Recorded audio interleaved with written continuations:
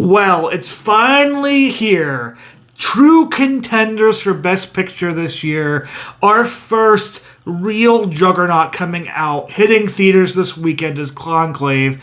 And I'm happy to report it lived up to expectations and more for me. And I'm going to tell you all about it here in this non-spoiler review for Conclave.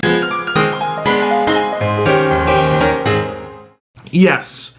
Conclave, directed by Edward Berger, very well known for directing All Quiet on the Western Front a few years ago, hits theaters this weekend, and I'm happy to be in the middle of Oscar season.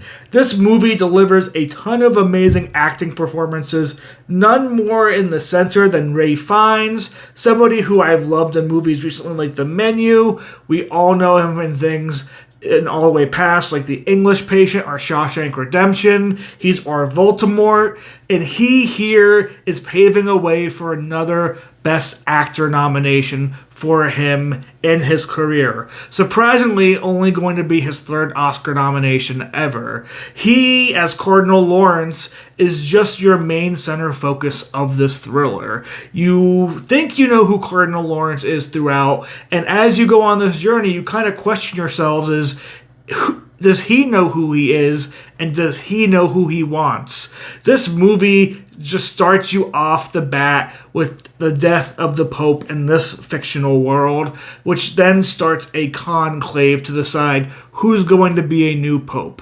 And in this, there are so many great acting performances that come out here that really deliver, I think, great potential Pope candidates, the different elements around why they should or shouldn't be Pope, and all of that and more just delivered to me a very enjoyable, rich script and rich movie. Other actors who I think had great performances throughout this. John Lithgow plays one of the potential options to become Pope. He was very good throughout, playing a more adversarial type character to, say, Cardinal Lawrence and Fiennes. Lucien Mastamati plays Cardinal Adami, and I apologize for probably saying those names wrong, but I felt he was very powerful in the movie, and even though they maybe made me feel like he could be questionable as Pope, I felt for him in different moments as an individual, and that comes down to Lucien's amazing acting skills. Also in there is Sergio Castillo, who was honestly kind of amazing as Cardinal Tedesco. His charisma and energy, I think, flowed off screen all the time. Carlos Diaz as Cardinal Benedictus was also very good in parts, very much more of a quieter background role. And then you have Stanley Tucci, who I don't know if we'll get Best Supporting Actor for this role. I feel like he was the most calm and didn't get the most, sensational work out of all these great supporting Cardinal actors that were in this movie. But Tucci was a great calming presence throughout, and he was very much highlighting the political nature of the Holy Roman Catholic Church when it comes time to get a new Pope in the world. I just gotta say, just all those acting performances alone is a reason why you should go watch this movie. I thought the story was gripping. I think some people might be able to predict some things that might happen, but I do like the twists and the turns, and you're really wondering who's going to be backing who and who's going to end up on top and becoming the next Pope.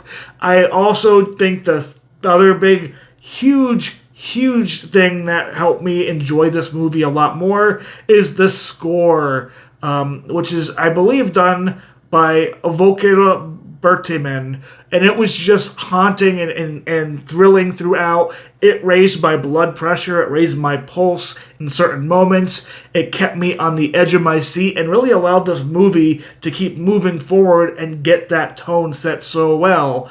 Berger really brings together a lot of great performances, a great score with him, and mixes it in there with solid production design. This feels like as if they filmed this in the Vatican. Great costumes. Again, it feels like you're watching an actual conclave and cardinals taking place here. It was an outstanding movie for me, and it's something that I highly recommend people see in theaters. I can see this racking up 6 to 8 nominations, depending on how the competition is the rest of the year. And if it gets a lot of heat and people really, really like this movie, it can get maybe up to 9 to 10 nominations. I definitely see this as a Best Picture nomination and a potential Best Picture candidate. I haven't obviously seen all the other movies coming out that could be Best Picture candidates. This is kind of the first one that has been lined up for me here in Boise. But without saying anything else, Conclave gets a diamond score from me. If you're looking for something interesting, if you're looking for a political thriller or just a thriller or just a really good movie to see in theaters right now, Conclave is in there, and I really suggest you go and do that.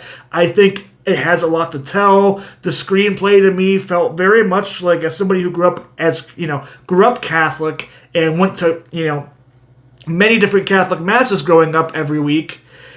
I've had priests that all felt like they were, representing what some of the options for Pope was. So it felt very realistic, and the screenplay felt just very good throughout.